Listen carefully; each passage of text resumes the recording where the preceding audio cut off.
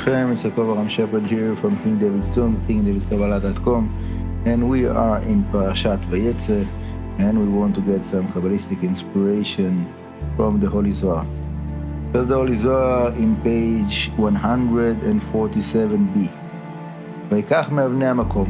יעקב אבינו came to the place of Bet HaMikdash, and he stayed there to sleep in that night, right? And he took from the stones of the place. What is from the stones of the place? Says the Zohar, it's not all the stones, some of the stones. He picked up the best stones.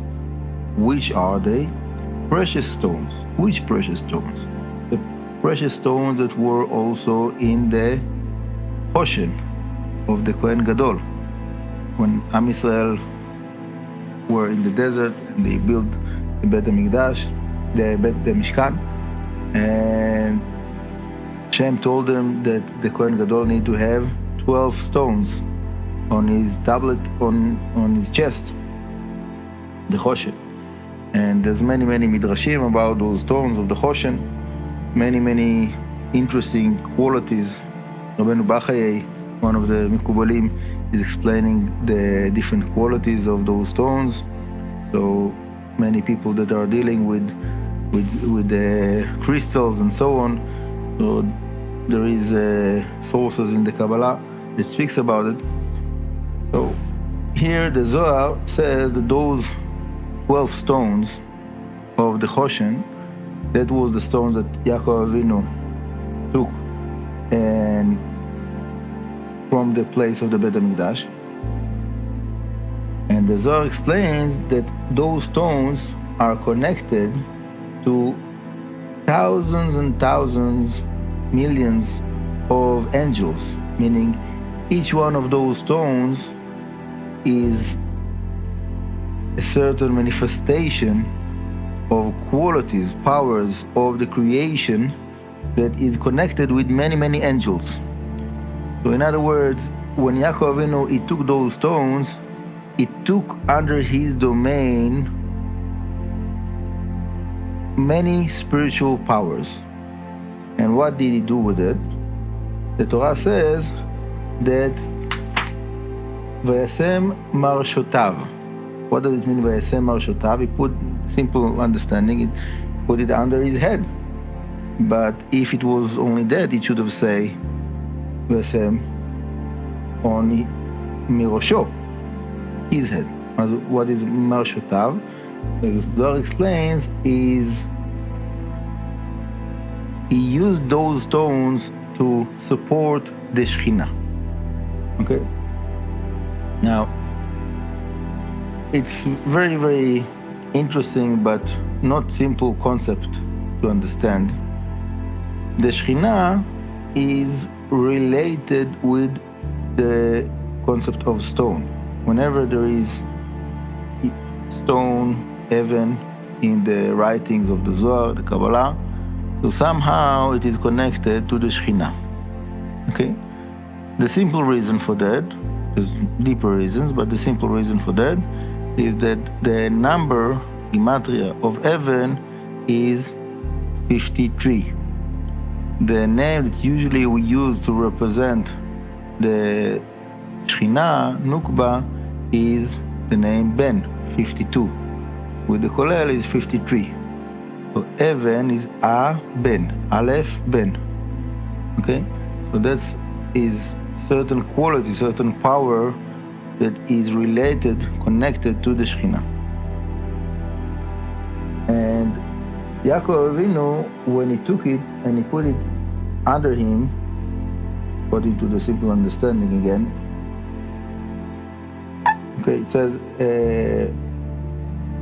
when it says makom, if gaba makom, so the makom is the Shekhinah. So when he was sleeping there, he was with unity with the Shekhinah. So when he put it under his head, we're not saying, when we say that he used it to support the Shekhinah, it's not to take out the simple understanding that he put it under his head, under him. Put it under him, but because he was with unity with the Shekhinah in that point of time, generally that's what they do. he could use that opportunity to strengthen and support the Shekhinah. And again, that's what the tzaddikim do. The tzaddikim generally in their life, they want to fix, to bring the Shekhinah to new strength, new quality, new level. The elevation of the Shekhinah is a very, very important part of the work of the tzaddikim. So the Zohar says that Yaakov Avinu organized those stones to the four corners of the world, the four winds of the world. And the four winds of the world, it is also connected to the Sfirot. Let's see how. We have the south, this is the Chesed. Excuse me, north is the Kvura, and east is the Tiferet, and west is the Malchut. Okay? Now, those four sides of Yaakov Avinu that is representing the Shekhinah in that point,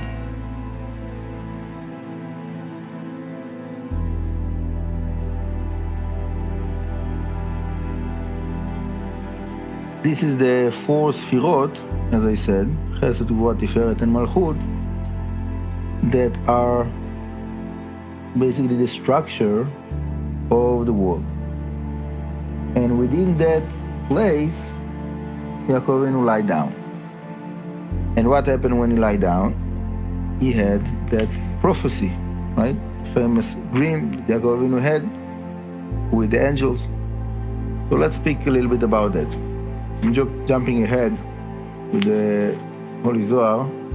Obviously, we can't read everything. I wish we could. So in the page Kuf Memchet 148b, it says, what does it mean ויפגע במקום ואלן שם כי באה השמש? What is ויפגע במקום? Again, that he met the place. What is the place? The place is the Shekhinah. Makom is Shekhinah. So the Zohar is giving us a certain parable to the king that goes to the queen. What does it mean, the king that goes to the queen? For unity, right? So we're talking about the unity of, like we say, Hashem yichud kudshe b'richu v'shchinte, right? So the organization that Yaakov Avinu did to the stones is like fixing the bed for the unity. Okay? I hope that people understand what I'm talking about. I don't want to be too literal, but the idea is that the tzaddikim, Yaakov Avinu is teaching us what is our work in this world. We need to fix, to do the tikkun for the Shekhinah, to do the tikkun, whatever is needed, to allow the unity to take place. And then when that takes place, so then comes the prophecy. And that's what happened to Yaakov Avinu. Again, going back to the dream. So I got in the Zohar to 149a. It says that prophecy comes in a dream. Okay, there's a lot to say about dreams and prophecy. I gave many classes on that. I'm sure that people that are interested can find it on the YouTube channel. Maybe we have some of that in the website. I'm not sure. But point of the matter is that the dream that Yaakov Avinu had was a prophecy that we need to understand a little bit what is the message of that prophecy. The Zohar in 149b explains that that letter is actually the Shekhinah, and says that Kad Yisrael Chatan Ma'ich HaYisulam. The angels that are going on the ladder saw before that. הנה מלאכי אלוקים עולים ויורדים, בו says the Zohar, הנה ממנן דכל המין. This is the ministers, meaning the angels of all of the nations.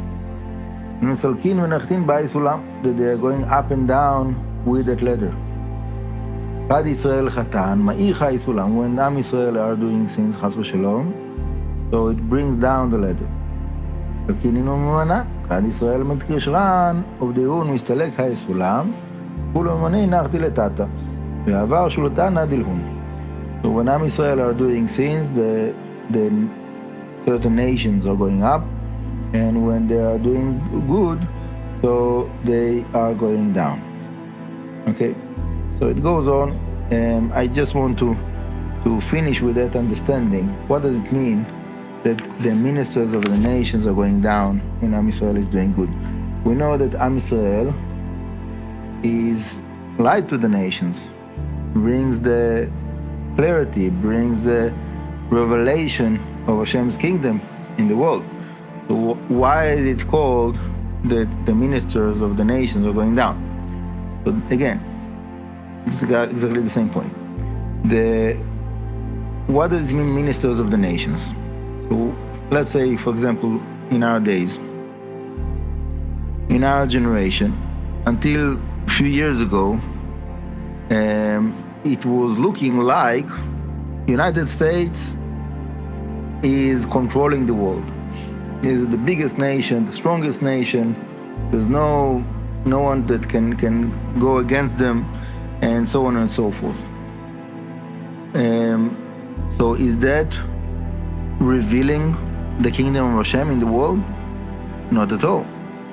It's hiding the kingdom of Hashem.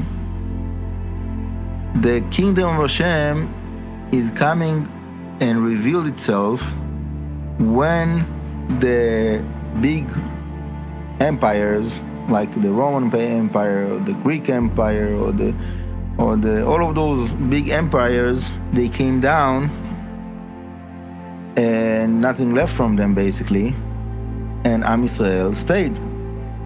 That is the revelation of the kingdom of Hashem, the special relationship that Hashem have with the Jewish people. So the point is that we are not coming to bring down the nations, but the show off of those ministers, those angels of the nations, that they are showing themselves as if they are controlling the world, as if they are the strongest and there's no one that can go against them. That kind of show off that is hiding the revelation, is hiding the kingdom of Hashem, this is result of sins of Am Israel. And when Am Israel is doing good, so that illusion, the illusion of the strength of the nations, of the ministers of the nations, disappears. And this is the revelation of the kingdom of Hashem again.